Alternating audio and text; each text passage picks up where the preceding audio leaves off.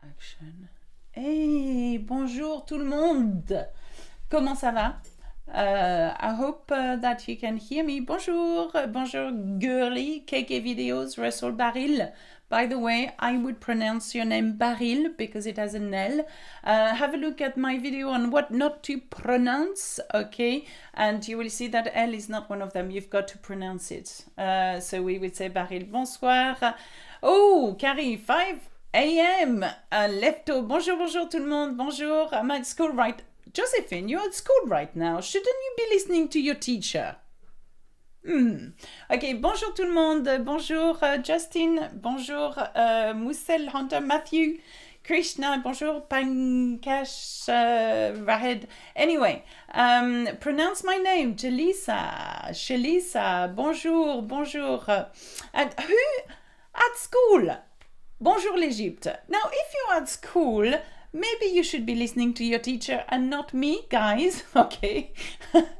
Oh, you have. Now, I have seen quite a few questions saying that you are going to have an exam, and I know that it is exam time. You know, over the next 2 months, you're going to have exams. I am actually going to do something on the GCSE exam, if this is what you're taking, because I'm not sure which country you are and what exam you are doing. So hopefully we will sort something out for you. Please have a look if you're preparing for the exam for my French Essential on YouTube. There are 50 videos I think that can be very useful to you. Bonjour tout le monde. Bonjour, bonjour. Toi voilà. Bonjour à tout pronounce. From Australia. Bonjour. French University next week. Please do well and good luck. Bangladesh and Jamaica. Wafed, I know you need my help, but can I help you in any ways? Catherine, Tasnim. Awkwardly awesome. Okay, Pranjali. Bonjour, bonjour, bonjour. Now, here's my, there are a few questions. I've answered, L. Boyd, I've answered your questions because it's quite hard in terms of explaining what a future perfect is. From Denmark, free time, so you're watching me, Josephine, that sounds really good. Okay. Est-ce que tu m'aimes aussi? Yeah, sure. Je t'aime, Ezudnir. Okay. Preparing TCF exam. I'm not sure about that one, so I'm going to find out what the TCF. Qu'est-ce que tu aimes faire pendant ton temps libre? Is it one of the questions? What do you like to do during your free time? It's one of the questions of GCSE. So, temps libre is free time. You could say, for example, pendant mon temps libre, j'aime aller à la piscine. So, during my free time, I like to go swimming. Et j'aime aller au cinéma avec mes amis. I like to go to the cinema with my friends. Okay, that's an answer. Now, that's Catherine Dubé. That's a question that I've asked before. What are the difference between French Canada and France? What I've said to you before, not to you personally, but the accent. Oh my goodness, the accent between French Canadian and French from France, for example, is really different. Even French from Africa, you know, very different. So you will have to get used to it if you are going to Canada. And also some of the idioms, the expressions are different too. So we might not use the same expressions in French in France, for example. Okay. Now, awkwardly and some, I can't do a video. I am going to do one on pronom relatif. Yes, there will be one. Okay. Bonjour. Alors, the first question obviously was qu'est-ce que tu aimes faire pendant ton temps libre? But I had one question at the very beginning. Someone preempted. Luyen asked me a question about pronominal verbs. Now, I'm going to cover that just for a minute, okay, because we've got 30 minutes in all. If you've got any other questions, you know, please try to repeat the question so we know, because the chat goes really quickly. Now, pronominal verb, and I'm going to make myself really small here. Et voilà. Et voilà.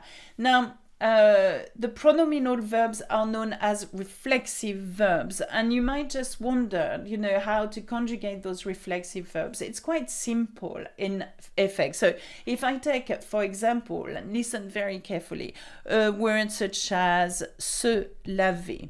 Okay, se laver. Now you've got the verb laver, so ignore this for a minute. Okay, let's take laver on its own. It means to wash. Okay, so you could say I wash the car. Okay, so quite simple. You would say je lave la voiture. Okay, when it's put into its pronominal form, okay, which we call reflexive, it comes back to you. Okay, and the way we do it in French is by putting this pronoun se. Okay, however, if you want to say I wash myself, because that's what we want to try to say, myself, himself, ourselves, yeah, this is known as a reflexive pronoun, then you've got to agree it with the subject pronoun. If it's je, it is me. Okay, so if you wanted to say I wash myself, je me lave. Je me lave. Okay, so if you wanted to say you are washing yourself, tu, and sorry about that, tu te lave. Okay, so the difficulty here is not about the conjugation of the verb. If you watch my video on how to conjugate a verb, the endings for laver, for example, because it's er, will always be the same. For je, it's e. For tu, it's es. For il, elle, it's e. For nous, it's ons. For vous, it's iz. For il and elle, plural form is ent. Okay, so the way you are going to do a pronominal verb is by adding the right subject reflexive pronouns to the right subject pronoun, and that's a subject pronoun. I, you, he, and so on. So je me lave, I wash myself. Tu te laves, you wash yourself. But the question as well that I had at the very beginning, how do you know when to conjugate this verb in the passé composé with the auxiliary être or auxiliary avoir? So the way we do that, and I'm going to swap straight away to something different here, is that. Now, please have a look. Guys, especially if you're taking your GCSE, when you conjugate a verb in the passé composé, which is an action that took place in the past, you either do it with the auxiliary avoir or être. And that never changes, by the way, and that answers Ellen's answer as well. No matter which tense, if it's composed of an auxiliary and a past participle, it's always the same auxiliary. Some verb takes avoir and some verb takes être. All reflexive verb in the passé composé take être. Okay? So, you need to know, please guys, please, you need to know how to conjugate the verb avoir in the present tense in order to do that. Avoir, j'ai, I have. Tu as, you have. Il a, he has. Elle a, nous avons, vous avez, ils ont. Learn this by heart. Do it for me, especially if you have an exam next week, okay? And when conjugating être in the present tense is je suis, tu es, il est, elle est, and so on. Learn this by heart, because then when you can learn, when you know avoir and être in the present tense, you will, definitely will, know how to conjugate this verb in the past tense. And why is that and how does it work? Well, when you know that you have laver, because we go back to the laver, to wash,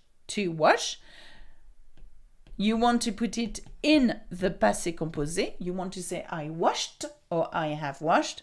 It is j'ai lavé la voiture. I washed the car. And that's how we form the past tense, okay? With this auxiliary in the present tense j'ai, and the past participle of that verb, we dropped the R, we added an accent, okay?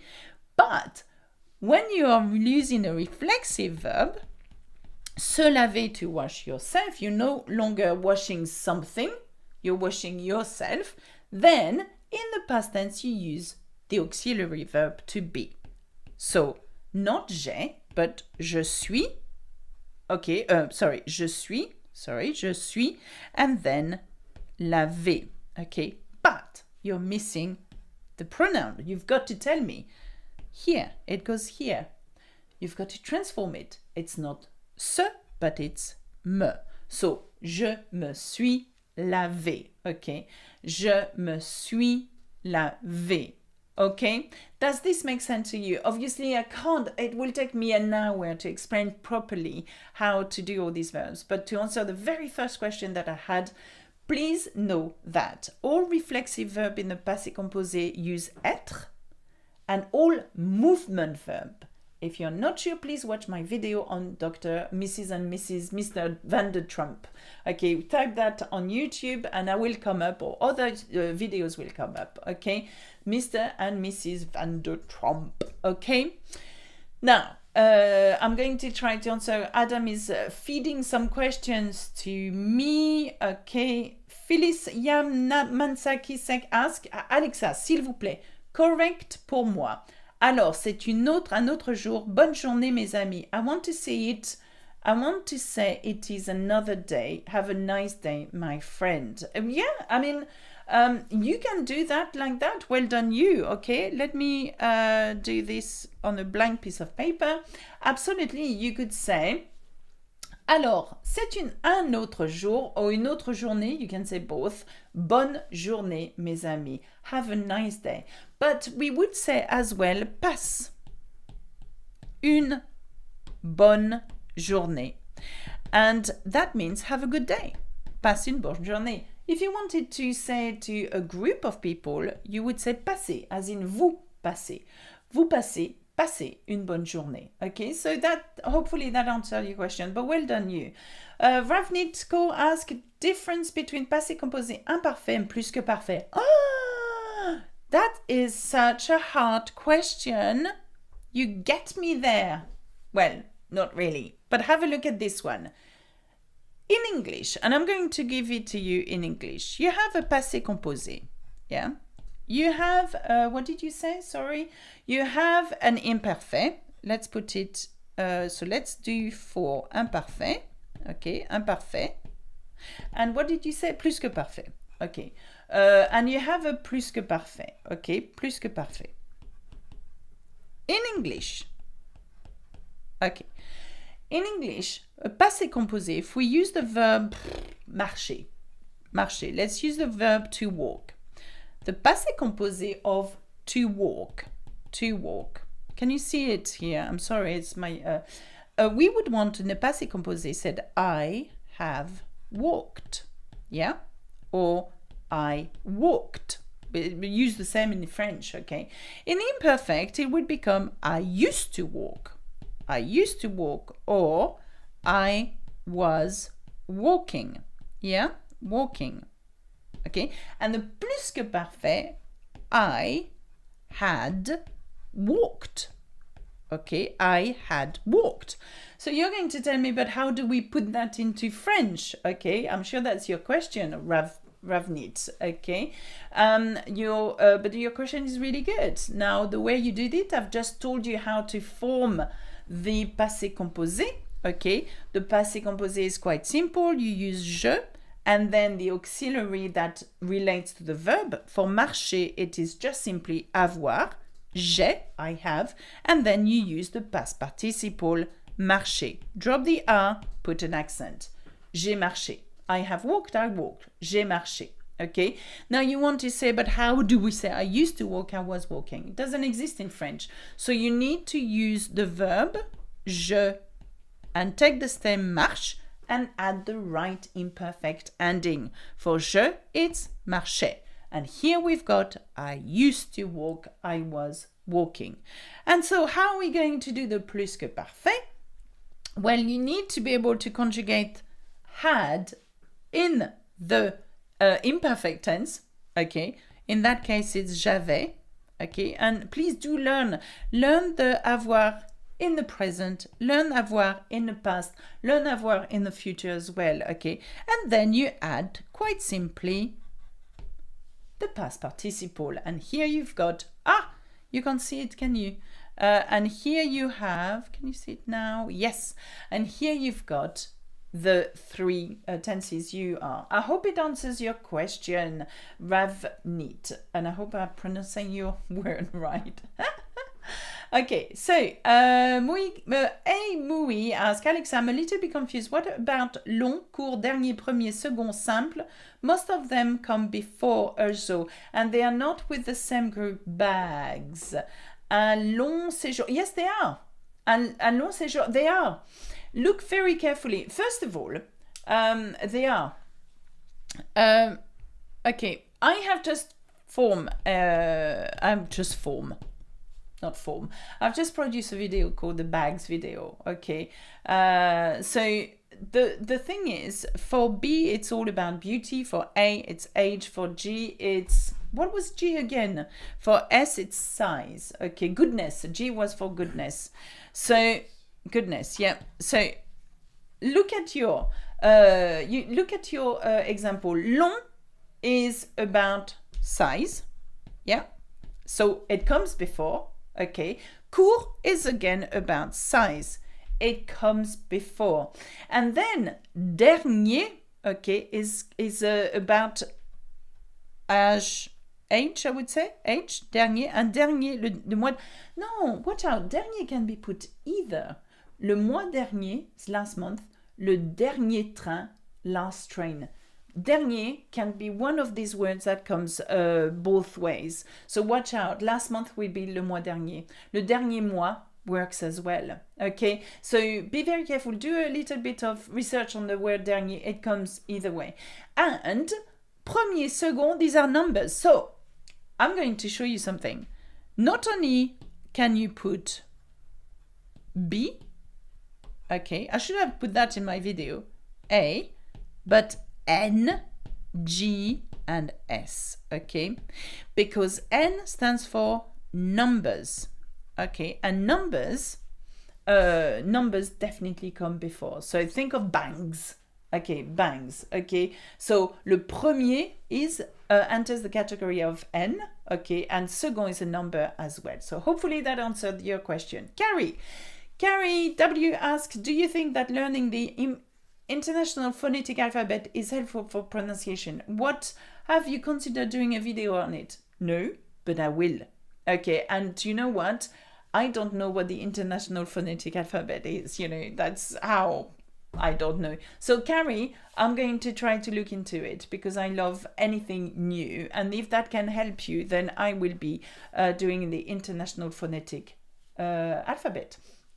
By the way, I have a video on YouTube. Again, go to my playlist where I tell you the alphabet and the pronunciation. There is a lot of videos that I have produced on pronunciation as well that may help you. What not to pronounce, the sound together that you must pronounce, etc., etc. Emmanuel Lopez Palares. Salut Alexa, peux-tu me dire la différence entre nouveau, neuf et nouvelle et neuve, s'il te plaît? Ça fait 8 mois que je suis en France, je ne sais pas encore la différence. Do you know what? A lot of French people don't either. Okay, the reason why you would do, alors, new can be translated as nouveau, okay, or neuf, okay. Neuf. Something which is neuf is a thing that is brand new. Il est tout neuf. It's brand new, okay?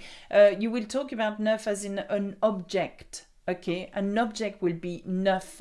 It's new. Regarde ma nouvelle souris. Mouse. Elle est neuve, okay? So what you've got to understand is that nouveau, as in a concept, of new, okay, you would use it in its feminine form as nouvelle, okay, and neuf in its feminine form as neuve, okay, and nouvelle if the word is masculine and it begins with a vowel or an H or a vowel, if that makes sense, okay. So the difference is not, there is and I understand your question, especially if you're in France, you must think, but what on earth is the difference? Listen to it very carefully next time. Do they refer to an object? Ask yourself that. Or do they refer to something completely different? Okay. A new book, un livre nouveau, if it's just come out as in, but not neuf as in the condition. So I would say that neuf would describe the condition of it physically, you know? That's how I can only explain to you the difference. But have a look, and next time think about the context of when you use it. Is it a condition they're talking about of something, or is it just a concept? Okay, hopefully that answers your question. Now, I work at a clothing store and would like to know how to say, can I help you find something? My name is, if you need anything. Okay, we can try to do that. Okay, the sentence you will hear a lot is, can I help you? Okay, can I help you? Okay, now let's start with can I. In order to be able to say can I, you need to be able to say I can. And the way you say I can is je peux. And you want to know how to say help. And help in French is aider. Okay, aider. Now you want to have this pronoun je peux and then help you. But in French, we don't say I can help you. We say I can you help. So you would say je peux vous aider. Okay. You can put that into a question. Je peux vous aider? Can I help you? Or you can put that into the inversion of the question. Puis-je vous aider? Now this is where it becomes complex. This is the only, I think with suis-je, puis-je, no, I think it's the only one with peut, where the spelling completely change when you invert it. So je peux becomes puis-je. Puis-je vous aider? Puis-je vous aider? Okay. So, can I help you find something? Puis-je vous aider à trouver? À trouver. And trouver is to find quelque chose. Now I'm going to write it the short way. Quelque chose. Something. Yeah. Quelque chose. So, puis-je vous aider à trouver quelque chose? Okay. Quelque chose. Okay. My name is. Je m'appelle. Je m'appelle Alexa. If you need anything. Now this is another si, vous, and don't say tu, because you don't know that person. Avez besoin de quelque chose. Again, okay? Je peux vous aider? Puis-je vous aider à trouver quelque chose? Mon nom, je m'appelle Alexa, si vous avez besoin de quelque chose. Okay? I hope that answers your question. Okay. Ellen, can you say a newborn baby as in newborn? Oui, absolutely. A newborn is nouveau-né. Absolutely. Nouveau-né. Un nouveau-né. Nouveau-né. We use the same. Okay. Now, Milanovic asked, learn French with Alexa. Can you explain the near future, for example, with the verb aller, to explain why I'm going to the library? I got some exercise on Duolingo for it, but I didn't understand them. Right. Okay. I'm glad that you mentioned Duolingo and my name at the same time. A lot of people, mentioned the two. Now, when you want to say and use the near future is I'm going to plus verb. So you need to know je vais, okay, I go, I'm going to, and then you add quite simply your verb, okay. I'm going to eat. Je vais manger with you tonight. Avec toi ce soir. Okay, now where to use, and that's funny because Sanjana says where to use future proche and future simple. Do you know what? I think the future proche is when it's going to come quite near, like tonight. I'm going to do that. Je vais manger avec toi ce soir. Nous allons. In order to be able to create the future proche, please know by heart your verb to go in the present. I go, you go, he goes. Je vais, tu vas, il va, nous allons, vous allez, ils vont, elles vont, plus the verb. So if you wanted to say, I'm going to order food. So it's all about food. I must be hungry. It's 11:25 here. Je vais commander, so to order, commander de la nourriture, some food, okay? But if you wanted to use it in a future simple, which is I will order instead of I'm going to order, you would say je commanderai. So here you use the future simple, okay? Je commanderai, okay? So I'm going to the library. Je vais à la bibliothèque. But if you want to say I'm going to go to the library, that works too. Je vais aller, can you see that? À la bibliothèque. And that's a near future. That means it's not quite happened, but it might happen soon in the future. Okay, so that's the difference really. Please, for all the GCSE people out there, if you are taking your exams, use what is grammatically correct to you. If you think you can't do the future simple, don't do it, because people will mark you down if you make a mistake. People will mark you up if you're grammatically correct. So, je vais aller. If you can put je vais plus verb, then go for it. Okay? Now, Angel says, can you tell me what's the difference between the pronunciation of je marcherai and je marcherai conditional? None. There is no difference at all. I know it sounds crazy because you have an S at the end of the conditional. So one says I will walk, one says I would walk, but yet, je marcherai, I will walk, yeah? And same verb, je marcherai, I would walk, same. So you're going to say, but how, why, and when do you use one over the other? It's all about context. So it's all about what comes before your sentence and after your sentence. Okay, and that's the only difference we would make. Okay, so I will walk, but I would walk if I hadn't broken my leg. So the conditional always comes with a condition. I would have done that, or I would do that if. Okay, that's the only difference. Okay, difference. Okay, do we have another question, Adam? Pour ton mieux ou pour ton bien? Okay, so Sartak, Sharma, when do we use sous prétexte que? That's a hard one.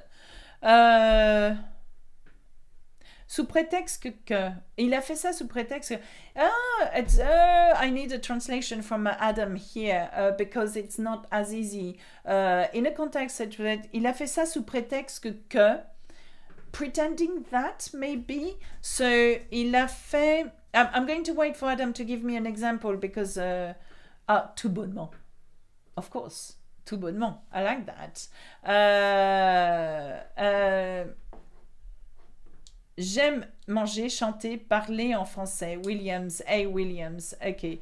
Come back to this one. Yes, we will come back to this one. Absolutely. So, okay. Wafed Ada asks, can you tell me a little about en, o, and o? Okay, I can do that very quickly, actually. The preposition en, o, and o. Okay, they can't really be put, well, they can for countries. Is that why you're asking me that? Maybe that's what you're asking me. En will come always if you refer to a country. If you talk about this kind of preposition, so countries. Okay. But countries that are feminine. Okay, feminine. Féminine. Okay. For example, j'habite en France. I live in France. J'habite en Angleterre.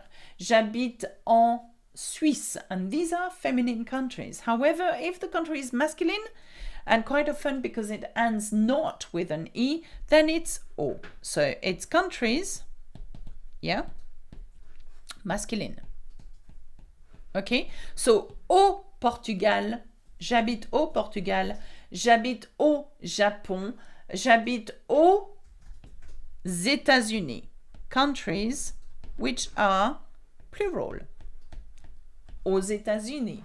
Okay, so I think that's your question. And by the way, if you want to say I live in France, in Paris, in English it's that, you would not say en Paris. Okay, here you would actually say, and I'm not sure you can say it, it's here, see it here, à. à Paris. So if it's any town, it's never en, it's never au, it's à. Okay, so j'habite en France à Paris. Okay. Now, do we have another?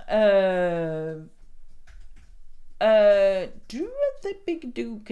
That's it. Okay, that's it. Oh, because it's 11:30. No, he's really harsh. And you know, Sartak, I want to answer your question on the sous prétexte que, unless Adam has done it.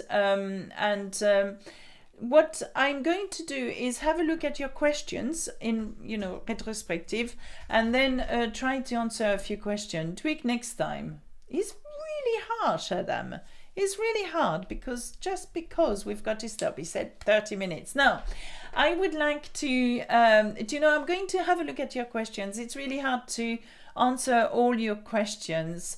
Comment puisque it's since. The difference is nearly the same. I'm still answering questions. He says, no, I can't answer any more questions. There's hundreds of questions. I'm going to have a look at them, okay, now, as a matter of fact. And is the meaning of bain? What is the meaning of bain? Ah, bain. It means bien. It's onomatopoeia. It's a bit of the enfin, well, voilà, bain. There is no meaning. It means well. And it's a bit like French people when they say bain. That means right. It doesn't mean anything. But it comes from bien. Okay?